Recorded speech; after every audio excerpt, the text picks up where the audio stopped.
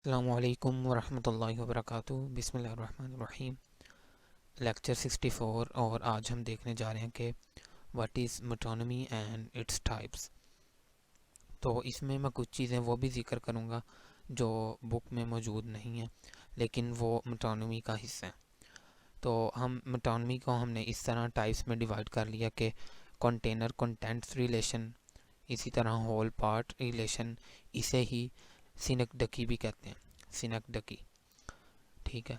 और इसी तरह रिप्रेजेंटेटिव सिंबल रिलेशन, ये भी एक टाइप है इसकी। और इसी तरह मेटालेप्सिस। और हम ये भी देखेंगे कि मेटोनमीज़ यूज़ किस तरह होती हैं और अंडरस्टैंडिंग पर किस तरह इफ़ेक्ट आता है कि जब डिफरेंट मेटोनमीज़ हम यूज़ करते हैं। तो अगर हमें नॉलेज ना हो या कुछ मेटोनमीज़ कल्चरल स्पेसिफिक भी होती हैं। ठीक है। तो इससे मेटोनमी पढ़ते हैं, मेटोनिमी या इस तरह की प्रोनाउंसिएशन नहीं है। या गूगल पे अगर देखेंगे तो मिटोनमी भी मिल जाएगा। अदरवाइज़ जो ऑक्सफोर्ड में है ब्रिटिश और अमेरिकन इंग्लिश, वो उसके लिहाज से मिटोनमी या मिटोनमी। और इसी तरह ये सिनेक्डकी, इसे कुछ और नहीं पढ़ना, ये इसी की यही प्रोनाउंसिएशन है, सिनेक्डकी। और इसी तरह मेटालेप्सिस। तो अब शुरू करते हैं। तो सबसे पहले हमने देखना कि मिटोनमी है क्या। So a word used in place of another with which it is closely connected in everyday experience। यानी हम एक लफ्ज़ से दूसरे लफ्ज़ को बदल देते हैं। ठीक है। यानी हमें एक चीज़ को डायरेक्टली नहीं इनडायरेक्टली कह देते हैं, या फिर दूसरे लफ्ज़ों में हम किसी चीज़ को उसकी एसोसिएशन से पुकारते हैं या एसोसिएशन को उस चीज़ का नाम दे देते हैं। ठीक है। अभी हम इसकी एग्जांपल देखते हैं तो हमें वाज़ेह हो जाएगा मज़ीद। और the relatedness is in polysemy was based on similarity such as head as the part of body and the head of a company. ठीक है। हम जो पॉलीसेमी में हमने देखा था कि एक ही वर्ड था, यानी उसकी प्रोनाउंसिएशन भी सेम होती है और उसके स्पेलिंग्स भी सेम होते हैं, लेकिन वो उसमें रिलेटेडनेस पाई जाती है, यानी वो एक वर्ड डिफरेंट मीनिंग्स में यूज़ होता है। यानी पॉलीसेमी में तो कोई ये इतना मसला नहीं था, उसमें स्पेलिंग्स भी सेम थे और प्रोनाउंसिएशन भी वर्ड की कम से कम सेम होती थी। और द हेड, जो head as part of body भी यूज़ हो सकता है, और head as a company, as the head of a company. तो ये पॉलीसेमी में इस तरह की रिलेटेडनेस थी। जबकि on the other hand in metonymy the relationship is not based on such surface similarity but on the basis of a connection between two words, whether their appearance is different or not। तो metonymy में सिर्फ एक connection होगा दो words के दरमियान। ज़रूरी नहीं है कि उनके स्पेलिंग सेम हो, उनकी प्रोनाउंसिएशन सेम हो, या पॉलीसेमी की तरह का कोई कनेक्शन उनमें या रिलेटेडनेस मौजूद हो। वो किसी ना किसी तरह मेटोनमी में उन दो वर्ड्स या दो से ज़्यादा वर्ड्स के दरमियान रिलेशनशिप होगा, यानी या दो कॉन्सेप्ट्स के दरमियान रिलेशनशिप होगा। तो इसके लिए, और यही वजह कि metonymy culture to culture change हो सकती है। और मेटोनमी रोज़ कोई, या हर आने वाले साल में, हर आने वाले दिन में या महीने में कोई ना कोई मेटोनमी आ सकती है, बन सकती है। हम खुद भी एक, अगर किसी फ्रेंड्स का ग्रुप है तो वो भी अपनी कोई मेटोनमी बना सकते हैं अपने किसी कॉन्सेप्ट को लेकर। ठीक है। अब हम देखते हैं टाइप्स ऑफ मेटोनमी। तो सबसे पहले आ गया कंटेनर कंटेंट्स रिलेशनशिप। ठीक है। तो आपको इसके यानी वर्ड से पता चल गया होगा कि यानी कंटेनर है, यानी कंटेनर जो होता है किसी भी चीज़ का।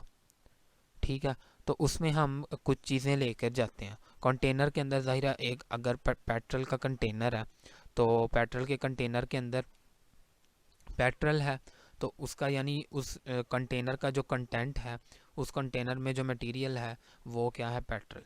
तो कंटेनर और कंटेंट रिलेशनशिप में मेटोनमी यूज़ होती है। जैसे बॉटल और वाटर। ठीक है। कि फॉर एग्जांपल अब बॉटल क्या है, कंटेनर है, और ये वाटर क्या है, कंटेंट। अब इस तरह कि he drank the whole bottle. ठीक है। कि अब देखें, जो इधर हम हमारा ये जो वर्ड है बॉटल, तो हम जानते हैं कि जो बॉटल है ये कोई वो तो नहीं, सॉरी, जो बॉटल वर्ड है ये पीने के लिए इस्तेमाल हुआ है। ठीक है। अब कोई बंदा बोतल तो पीता नहीं है, ठीक है, ये उर्दू में ना जाएं जो हम कोल्ड ड्रिंक को भी बोतल कह देते हैं कि जी मैंने बोतल पी है। अगर चलें उसको ही बल्कि हम एग्जांपल ले लेते हैं, उसकी भी साथ एग्जांपल ले लेते हैं कि मैंने बोतल पी है। कि अब इसने कहा कि he drank the whole bottle, तो दरअसल तो उस बॉटल में पानी था या कुछ और था। दरअसल तो उसने पानी पिया ना या कोल्ड ड्रिंक पिया, लेकिन क्या कह दिया, he drank the whole bottle.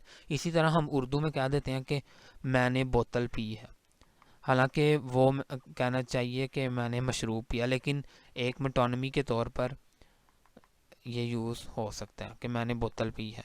ठीक है, अब इसी मैंने बोतल पी है को डिफरेंट कॉन्टेक्स्ट में कुछ और तरह भी यूज़ किया जा सकता है। इस तरह कैन और juice, he finished the complete can, ठीक है, जिसे हम टिन पैक भी कहते हैं, कि उसने पूरा जो कैन है उसे कंप्लीट कर लिया। या इसे भी यही कहना चाहिए, he drank the complete pan या कैन, या he drank the whole can. अब इधर भी उसने ज़ाहिर कैन तो नहीं उसने ख़त्म किया या पिया, उसने तो दरअसल उसके अंदर जो जूस था या जो भी एनर्जी ड्रिंक जो भी आपने पिया वो था। इसी तरह the cup was very tasty, तो अब ये नहीं है कि जी वो कप को तोड़ तोड़ के खाना शुरू कर दिया, इस तरह तो नहीं है। कप के अंदर चाय थी या कोल्ड ड्रिंक थी या कॉफ़ी थी, वो जो मर्ज़ी थी, तो वो दरअसल टेस्टी थी। लेकिन क्या कह दिया कि कप वाज टेस्टी, ठीक है, यानी कंटेंट की बजाय हमने कंटेनर यूज़ कर लिया। और इसी तरह ये अल्टरनेट भी हो सकता है, कंटेंट की जगह कंटेनर यूज़ हो जाए। ठीक है, एक इसकी ये टाइप है। अब दूसरी टाइप है होल पार्ट रिलेशनशिप, जिसे हम सिनेक्डकी भी कहते हैं, सिनेक्डकी। ठीक है, कार और व्हील, यानी इसमें ये होता है कि होल के लिए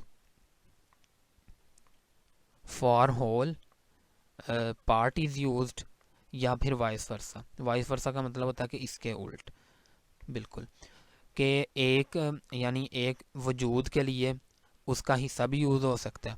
ठीक है ना, ये जैसे कार एक पूरा एक यानी एक बॉडी क्या कहते हैं, एक एंटिटी है, कार एक पूरा वजूद है।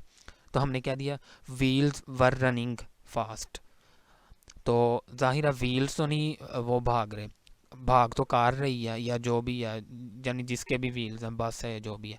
तो हमने जो कार था वो एज अ होल था, एक कंप्लीट चीज़ थी कार, लेकिन हमने उसके लिए एक उसका हिस्सा यूज़ करके उसको रिफ़र कर दिया कि the wheels were running fast.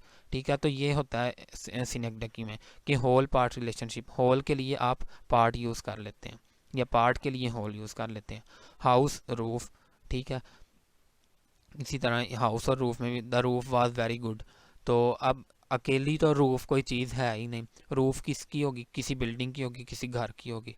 तो कहने का मतलब ये होगा कि वो छत बड़ी अच्छी थी। अब वो छत कौन सी अच्छी थी, अब ये इधर वही चीज़ आ गई है, प्रैग्मेटिक्स, कि जिसे आप कह रहे हैं ये बात कि छत बड़ी अच्छी है, उसके जहन उससे पता कि आप किस छत की बात करें। तो ये हम इस तरह की चीज़ें प्रैग्मेटिक्स में देखेंगे। लेकिन इधर हमारा यही मकसद है कि हाउस तो एज अ होल है, अगर ये हाउस वॉज वेरी ब्यूटीफुल, लेकिन रूफ उसका एक हिस्सा है। ठीक है, तो रूफ से मुराद क्या दिया, रूफ को उसमें ले लिया, ये नहीं कहा कि the roof of the house, सिर्फ द रूफ कह दिया, यानी पार्ट ले लिया हमने सिर्फ। इसी तरह 20,000 हंग्री माउथ्स टू फीड, अब देखें हमने क्या दिया कि 20,000 भूखे लोग उन्हें फीड करने की ज़रूरत है। अब इधर जो लफ्ज़ यूज़ हुआ है वो है माउथ्स, माउथ मुंह है, तो दरअसल ये किसके मुंह हैं, अब ये लोगों के मुंह हैं, यानी जिन्हें जो भूखे हैं यानी भूखे लोग। तो माउथ्स यूज़ करके रिफ़र किस की तरफ कर दिया, उन 20,000 लोगों की तरफ। ठीक है, तो here mouths are part and used for people, यानी माउथ को लोगों के लिए, ये नहीं कहा 20,000 hungry people to feed, 20,000 hungry mouths to feed कह दिए, who are acting as a whole, यानी जो पीपल हैं वो होल है और माउस जो हैं वो पार्ट है। इसी तरह बूट्स आर अराइविंग, ये बूट आमतौर पर यूज़ होता है आर्मी के लिए, यानी जो सोल्जर्स होते हैं उनके लिए बूट्स का लफ्ज़ use, boots are arriving mean soldiers are arriving. Boots तो एक उनका हिस्सा है सिर्फ, उनका उनके जूते हैं, लेकिन उससे होल को रिफ़र कर दिया गया। या boots are acting as a part of for soldiers, ठीक है, ये इसमें हुआ। इसी तरह in synecdoche there is a whole part relationship, ये हम पहले जिक्र कर चुके हैं। तो मुझे उम्मीद है कि आपको समझ आ चुका होगा, ठीक है ना।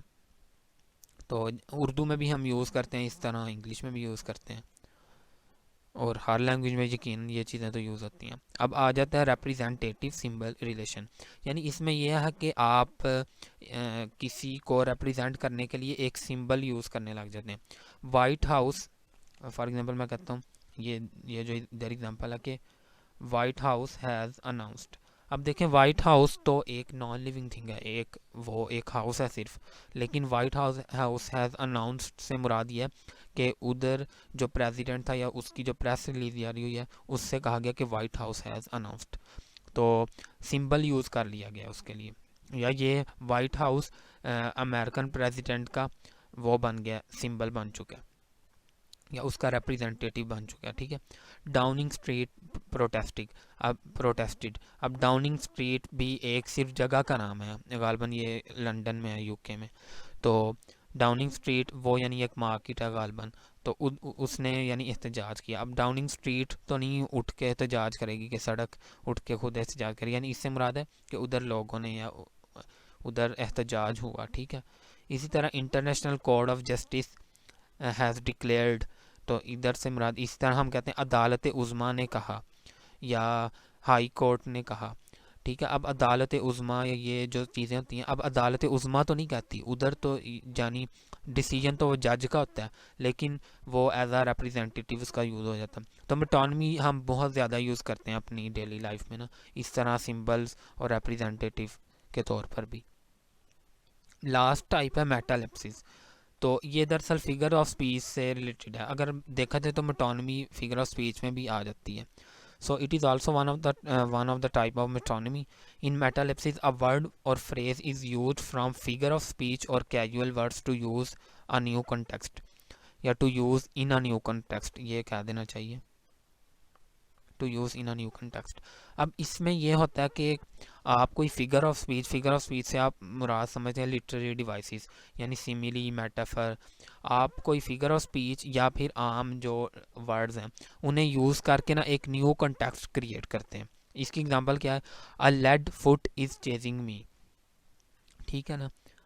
तो अब देखें, अ lead foot is chasing me, अब हमने क्या किया, लेड जो है वो आपको पता है एक मेटल होता है, और ये काफ़ी भारी मेटल होता है, ठीक है। तो अब इधर हैवी से मुराद ये है कि कोई बहुत ज़्यादा तेज़ी से मेरा पीछा कर रहा है, क्योंकि यानी लेड को ये इधर शो किया गया, lead is a heavy metal and here lead means one who is fast, और इसका ये भी मुराद है। अब a lead foot is chasing me, अब लेड फुट क्या हो गया, भारी भारी कदम तो नहीं है।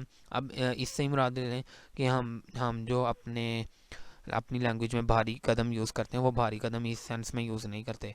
हमारे इधर भारी कदम से मुराद ये होता है कि या तो कोई बंदे के वाकई भारी कदम है, यानी आवाज़ चलने की आ रही है, या फिर वो या बोझल कदमों से, भारी कदमों से, कि जो बड़ा आहिस्ता चल रहा था। अब इधर लेड फुट से उन्होंने स्पीड को मुराद लिया, तो ये भी हो सकता है, यानी इसका एक ये भी कॉन्टेक्स्ट हो सकता है कि कोई बंदा साइकिल चला रहा है तो उसका लेड फुट है, तो जाहिर है वो जितनी भारी, जो जितना पाँव होगा वो जितनी ज़ोर से चलाएगा साइकिल को, तो उतना तेज़ वो आएगा। तो इस तरह ये है मेटालेप्सिस, कि हम कोई भी वर्ड को यूज़ करके ना एक नया कॉन्टेक्स्ट क्रिएट कर लेते हैं। तो ये थी सब मेटोनमी की टाइप्स। मुझे उम्मीद है कि आपको समझ आ चुका होगा। सो अब उससे पहले हम ये भी देख लेते हैं मेटोनमीज यूज्ड एंड अंडरस्टैंडिंग, फिर ख़त्म करते हैं lecture. So some metonymies are highly conventionalized and easy to under, कुछ मेटोनमीज जो हैं वो बहुत ज़्यादा आम होती हैं, समझ आ जाने वाली, जैसे वाइट हाउस वगैरह की एग्जांपल है। और there are some metonymies which are related to some cultures and some are used in specific context. बिल्कुल, कुछ मेटोनमीज ऐसी होती हैं जो एक कल्चर में यूज़ होती हैं तो दूसरे कल्चर में यूज़ नहीं होती। अगर आप किसी न्यू कल्चर में जाते हैं तो आपके सामने वो इस तरह का कोई वर्ड का ये फ्रेज़ बोली गई है, तो अगर आपके पास बैकग्राउंड नॉलेज नहीं है तो आपको वो समझ नहीं आएगा।